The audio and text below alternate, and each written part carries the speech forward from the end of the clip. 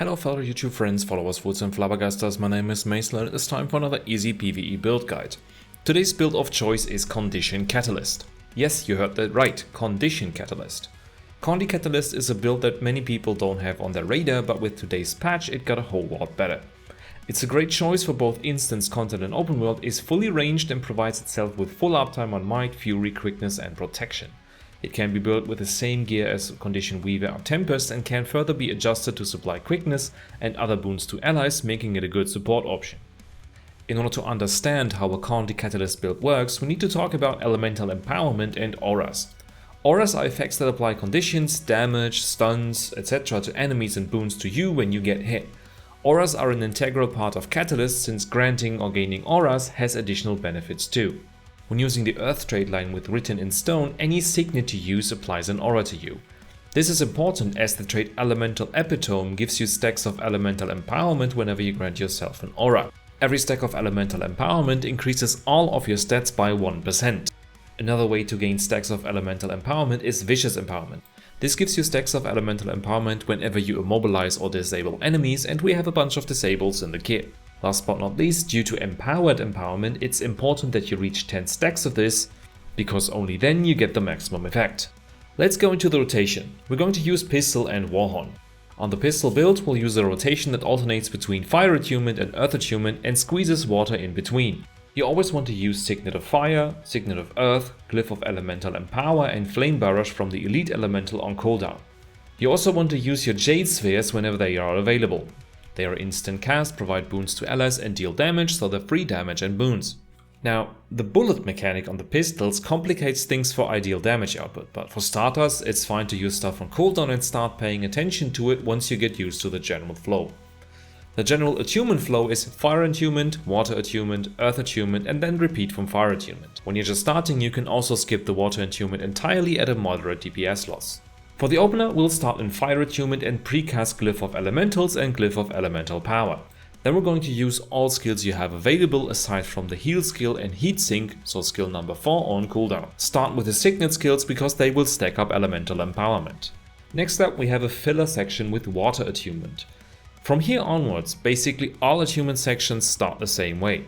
In Fire, Water and Earth, you can do 2, 3, Sphere and then 5. Technically you don't want to use the 5 in Water, but it's not a big deal if you do. The only difference between the attunements is how long you stay inside of them. In Water you want to leave as soon as you cast 2 and 3. In Earth you want to stay until Fire Attunement becomes available or when you use Shattering Stones or skill number 2 a second time. In Fire Attunement you want to stay until you use the second skill a third time. So you stay in Fire the longest, briefly in Water and Earth for just 2 casts of the second skill. And then you're repeating that pattern until basically whatever you're shooting at is dead. When it comes to CC skills, you have 3 dedicated skills in the kit. Dazing Discharge, Cyclone and Tidal Surge. Since we're not using air as part of our regular rotation, you can save that for times when Defiance bars come up. And then when you have water ready to use Tidal Surge on top. Alright, how can you play this in open world? For open world it can make sense to make a build more forgiving so that you can sustain on your own. What's nice about the open world variant is that it teaches you how to play Quickness Catalyst at the same time. We'll use a very similar rotation as described before for the DPS build, but we're changing to the traits Spectacular Sphere and Sphere Specialist in Catalyst. These 2 traits make your spheres apply additional boons including quickness and allow you to regenerate energy when a sphere is up. The last part is very important because it makes it much easier to cover quickness on allies. So all you need to do is to place spheres on cooldown to provide several boons to yourself and allies. Just like in the DPS build, you always want to alternate between Fire and Earth Attunement. Especially in solo gameplay, Water and Air Attunement respectively give different benefits. Water gives you access to a noticeable amount of self-healing, while Air Attunement provides vulnerability coverage for higher damage. In case you want easy additional defense, you can use Hardened Auras in Catalyst for a very simple 10% decrease in incoming damage. Another change I'd recommend is to swap out Glyph of Elemental Power for Armor of Earth. This gives a stun break, stability, lots of barrier and additional protection uptime. Finally, I also recommend replacing pieces of Viper gear with Ritualists or Celestial. Ritualist can be used in all game modes of PvE and has a fairly low damage trade-off compared to Vipers, while Celestial is a more defensive option. Both of them come with additional boon duration, making self-sustaining them much easier. With these traits, This build has access to all boons in the game aside from Alacrity and Resistance, and also shares most of them in an area. When using Warhorn, you can also use Sand Squall to extend all boons on yourself and allies even further. Let's go through the boons one by one.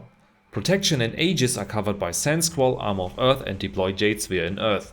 Might is covered by a bunch of skills in Fire Attunement, Raging Ricochet, Heat Sink and Deploy Jade Sphere. Water Attunement, you have access to Vigor and Resolution, while Fury can be covered by using Heat Sink in Fire and Deploy Jade Sphere in Air Attunement. And most importantly, Quickness is shared in an area via the 3 Jade Spheres of choice. Note that the Jade Spheres are ground AoEs, so wherever you place them, the Quickness is going to happen. If you place them far away from yourself, you're not going to get Quickness. This is particularly relevant for action cam enjoyers like myself because one tends to aim far away from oneself. Last but not least, let's talk about how you deal with incoming conditions and control effects.